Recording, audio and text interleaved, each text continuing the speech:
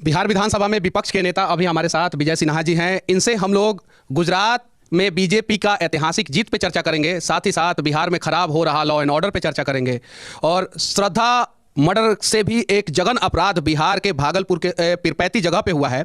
एक 42 साल की नीलम देवी नाम की औरत, जिनके पति का नाम अशोक यादव था, उसकी हत्या हो गई है। तो इन सब चीज़ों पे चर्चा करेंगे। सबसे पहले सच तक न्यूज़ में आपका स्वागत है। धन्यवाद। पहला सवाल आपसे ये है कि गुजरात में प्रचंड बहुमत से आप लोग सरकार बनाए हैं, ऐतिहासिक जीत है, इस पर आप क्या कहना चाहते हैं? देखिए, देश के माननीय प्रधानमंत्री नरेंद्र मोदी जी का कार्य और लोगों का उन पर विश्वास, भरोसा, इकबाल आज भी कायम है। और गुजरात ही नहीं, देश के अंदर आज भी उनके ऊपर लोगों के विश्वास है।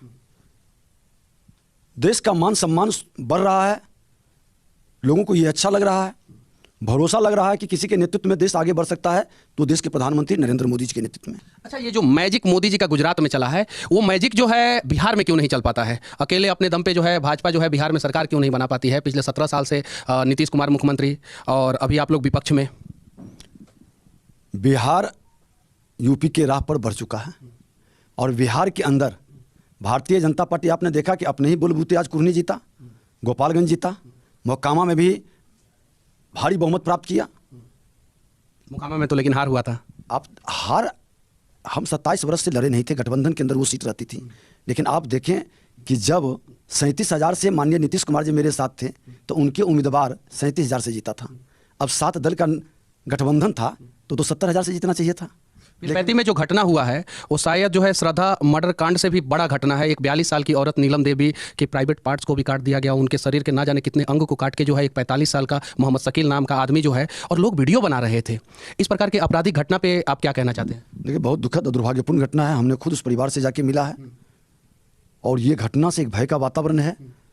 ये तुष्टीकरण की राजनीति का सबसे बड़ा उदाहरण है। यादव परिवार से वो महिला आती है, इतना बड़ा घटना हुआ है, यादव के नेता जो है यहाँ पे डिप्टी सीएम है, उन्होंने ट्वीट तक नहीं किया। देखिए, वोट की राजनीति, हमने कहा वोट की राजनीति और तुष्टीकरण के कारण ये जात का उपयोग सिर्फ वोट के लिए करते हैं। लेकिन उसके साथ कोई घटना घटित होता है, जब वो दुखित और पीड़ित होते हैं तो उनके साथ इनकी कहीं से सहानुभूति नहीं जगती है, संवेदनहीनता साफ झलकती है। और आज यही संवेदनहीनता, हमने कहा था, एक भी लोग इनके आंसू पूछने नहीं गए क्योंकि वहाँ तुष्टीकरण की राजनीति, वोट की राजनीति है। और यही बिहार को पिछड़ा बना के रख दिया, यही बिहार की गति को रोक दिया। जिस रास्ते से आप गए थे, अक्सर जो है कहलगांव के लोग हम लोगों को भी फ़ोन करते हैं, आवाज़ उठाते हैं। कहलगांव का रास्ता जो है पूरे हिंदुस्तान में सबसे खराब रोड है। लगभग 30 से 40 किलोमीटर का वो सेक्शन है जो सबसे खराब है। वो NHAI के अंडर में आता है, मंत्री हैं नितिन गडकरी। उस पर क्या कहना चाहते हैं? नहीं, आपको जानकारी हो कि उसका टेंडर भी हो चुका, काम वहाँ पर नहीं होने दे रहे हैं। हमने कहा भी कि वहाँ के कुछ स्थानीय लोगों का, जनप्रतिनिधियों का, नाम पर पदाधिकारियों का अपना खेला होता है। वहाँ पे ट्रक वालों से वसूली किया जाता है। जितने भी ट्रक वाले हैं, चाहे वो गिट्टी लेके आए, झारखंड से लेके आते हैं, वो लोगों से वसूली किया जाता है। अक्सर ट्रक वाले आरोप लगाते हैं, वीडियो भी भेजते हैं, वीडियो भी मीडिया में आता है। तो वसूली आखिर कौन कराता है? क्या वसूली के लिए जो है उस सड़क को जो है खराब करके रखा गया है? हमने पहले ही कहा, हमने वहाँ भागलपुर में भी इस विषय को रखा कि बिहार सरकार, सदानंद बाबू का देहांत हुआ था, उस समय भी गए थे, उस समय भी यही स्थिति थी। सदानंद बाबू हमारे पूर्व स्पीकर रह चुके हैं और स्वर्गीय सदानंद बाबू का समय में भी मामला उठा है, सदन के अंदर भी मामला उठा है, माननीय मुख्यमंत्री जी को कई बार संज्ञान में दिया गया है। इसको करना चाहिए। जब सत्ता संरक्षित भ्रष्टाचार होने लगे और सत्ता संरक्षित अपराध होने लगे तो फिर बड़ा दुखद और दुर्भाग्यपूर्ण होता है। कहलगांव के लोगों का सबसे बड़ा समस्या है, वो लोग क्या उम्मीद कर सकते हैं कि 6 महीने के अंदर अंदर उस रोड में जो है निर्माण कार्य NHAI शुरू कर देगा? देखिए, हमने खुद वहाँ पर इस मामला को लोगों ने बताया है कि उसका टेंडर भी हो चुका है, काम नहीं कर रहे हैं। एक पत्र जो है नितिन गडकरी तक जो है यहाँ से पहुँचना चाहिए। आप विपक्ष के जो है सबसे बड़े नेता हैं। निश्चित तौर पर इस मामला को संज्ञान में लेकर के हम लोग भेजेंगे भी और ये मामला को उचित प्लेटफॉर्म पर हमारे माननीय सदस्य भी इस बार उठा भी रहे हैं और इस विषय को गंभीरता से लेके, क्योंकि सचमुच में बहुत आवश्यक है। और केंद्र की सरकार आज पूरे बिहार के अंदर जिस तरह के सड़क की व्यवस्था बनाई है, ये दुखद दुर्भाग्यपूर्ण है कि लोकल राजनीति। नितिन गडकरी की जितनी भी प्रशंसा की जाए कम है। इतिहास में जो है सबसे मजबूत और सबसे अच्छे जो है पथ परिवहन मंत्री बने हैं, लेकिन कहलगांव का रोड देखने के बाद थोड़ा सा दुख होता है। अब आते हैं बिहार के लॉ एंड ऑर्डर पे। लगातार हर दिन पेपर में फ्रंट पेज पे जो है हत्या अपराध, ATM चोरी, बैंक चोरी, शोरूम चोरी, सोना चोरी, ये सब चीज़ों को देखने को मिल रहा है। अभी जो है पटना सिटी में एक कबाड़ वाले युवक के सर में गोली मार दिया गया, उनसे 11 लाख रुपया लूट लिया गया। तो बिहार में ये जो माहौल बना है, इसके लिए कौन है दोषी?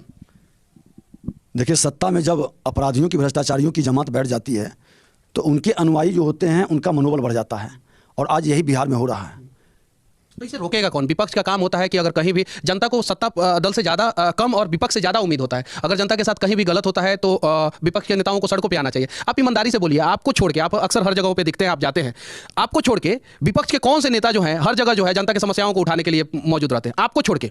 मैं बता दूं कि आज आरा के अंदर हो, लखीसराय के अंदर हो, कई जिले के अंदर हो, समस्तीपुर के अंदर हो, हम तो स्वयं जाते ही। मैं वही बोल रहा हूँ, आप देखिए, आप दिखते हैं हमें, आप दिखते हैं जमीन पे, जो सच है वो मैं बोलूंगा। ऐसा नहीं है कि आपके अलावा बीजेपी के कौन से नेता जो है वो अलग अलग जगहों पे जाके दिखते हैं, ट्विटर के अलावा कोई नहीं दिखते हैं। ये सच्चाई है, इसे इसे इसे आप झुठला नहीं सकते हैं। देखिए, हमारे कार्यकर्ता सब जगह प्रतिवाद भी कर रहे हैं। नहीं, कार्यकर्ता में भी कमी नहीं है। कहीं नहीं तो कहीं जो बीजेपी के और भी नेता हैं वो लोग जो है उतना जनता की समस्याओं को नहीं उठा रहे हैं जितना अकेले आप उठा रहे हैं। अगर सब उठाएं तो शायद जो है कुछ अपराध पे लगाम लग जाए।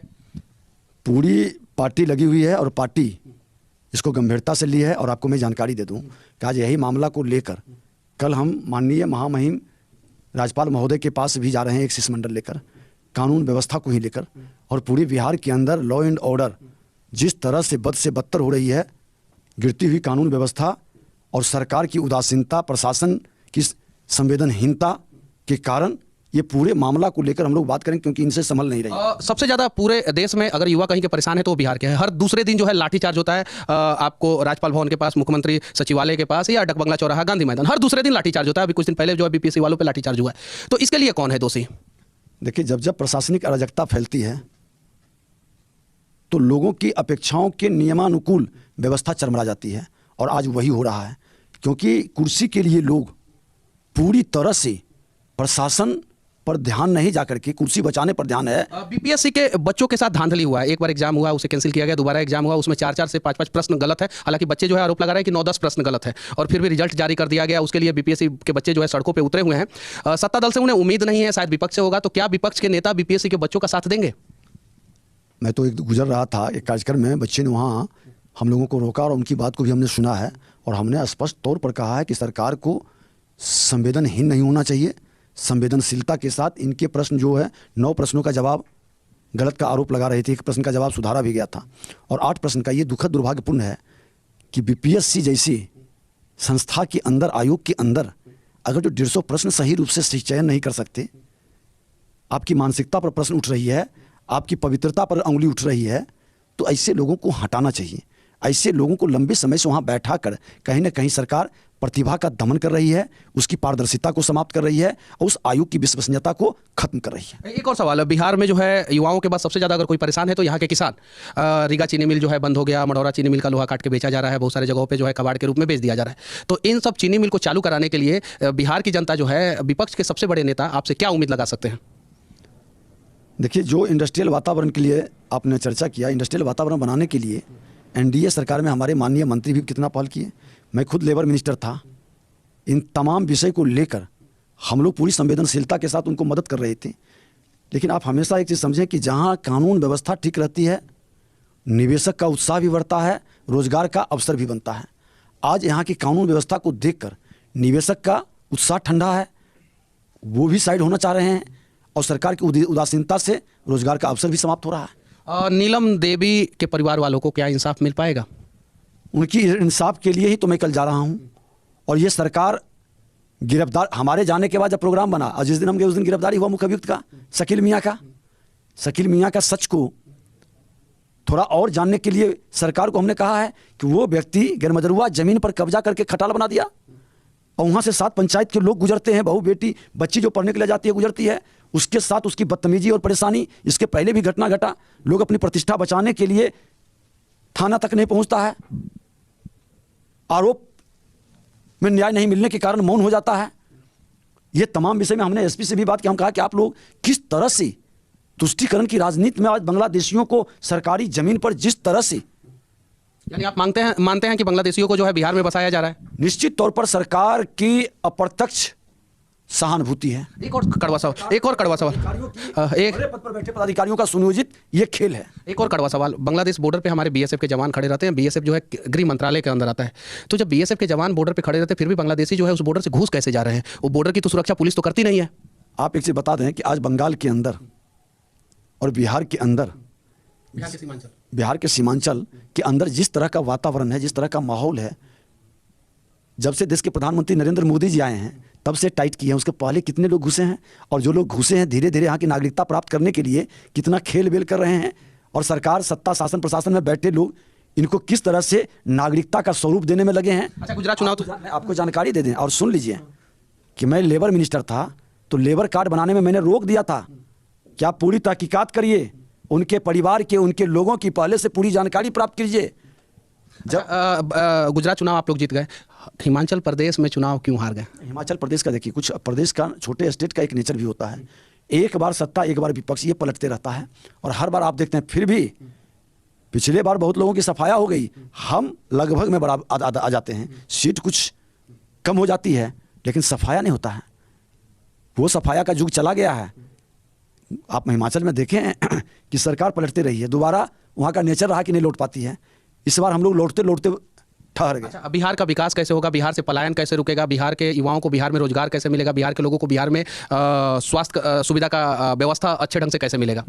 देखिए, जब तक हम जातीय जहर के लहर से लोगों को प्रभावित करेंगे, शैक्षणिक वातावरण को हम सशक्त और मजबूत नहीं करके खाना पूर्ति करेंगे, आज शिक्षा हो, स्वास्थ्य हो, सिंचाई हो, सड़क हो, सुरक्षा हो, ये तमाम विषय पर संवेदनशीलता दिखाई पड़नी चाहिए। और ये विषय को पहले से ही हम लोग जब सरकार में थे उस समय भी गंभीरता से ले रहे थे। हम लोग बार बार सरकार को सतर्क सावधान करते थे। कुछ वातावरण बना भी था, बनने का अवसर आज 2005 में एनडीए सरकार बिहार के अंदर आई। 2005 से 10 के अंदर आप देखिए, सुरक्षा के मामले में, शिक्षा के मामले में, स्वास्थ्य के मामले में कितना बड़ा परिवर्तन हुआ था। जब रास्ता पर पटरी पर गाड़ी आई तो डीलेल कौन कर दिया। फिर 2010 के बाद 2/3 बहुमत आई, इनके मन में अहंकार आ गया कि मैं अपने बलबूते ही सरकार के। इनके मन में, यानी कहने का मतलब है कि ये प्रधानमंत्री बन सकते हैं, प्रधानमंत्री के उम्मीदवार हैं क्या? यही तो कह रहा हूं कि ये सपना जग गया और उस सपना के परिणाम 2013 में फिर सरकार आरजेडी के साथ, जिसके विरुद्ध लड़के आए थे, जब पटरी को पर गाड़ी को लाए थे और सुधारने लगे तो फिर बेपटरी कर दिए। इनकी अहंकार के कारण, इनके स्वार्थ के कारण, बड़े भाई छोटे भाई दोनों मिली भगत के कारण बिहार को बेपट्टी कर दिया। अच्छा, 2024 में क्या नरेंद्र मोदी जी को एज अ प्रधानमंत्री कैंडिडेट नीतीश कुमार टक्कर दे पाएंगे? मुख्यमंत्री की कुर्सी ही बचा लेना इनके लिए बड़ी उपलब्धि होगी। हमको लगता है 24 तक इनकी कुर्सी बचेगी ही नहीं। प्रधानमंत्री का सपना तो बहुत दूर का है और सपना कभी अपना नहीं होता है। जिसने भी सपना दिखाया है उनको ये मुख्यमंत्री की कुर्सी भी छीनने की तैयारी में लग गया है। इनको आश्रम भेजने का कई बार सलाह भी दे चुका है। चलिए, ये विजय सिन्हा जी हैं जो बिहार बीजेपी के विपक्ष के नेता हैं, और इनके बारे में आप लोग क्या सोचते हैं? बिहार के विकास के बारे में आप लोग क्या सोचते हैं? इन सब चीज़ों पे आप लोग अपना राय जरूर रखना। साथ ही साथ पिपरपैती में जो घटना हुआ है उसके लिए भी आप लोग आवाज़ जरूर उठाना।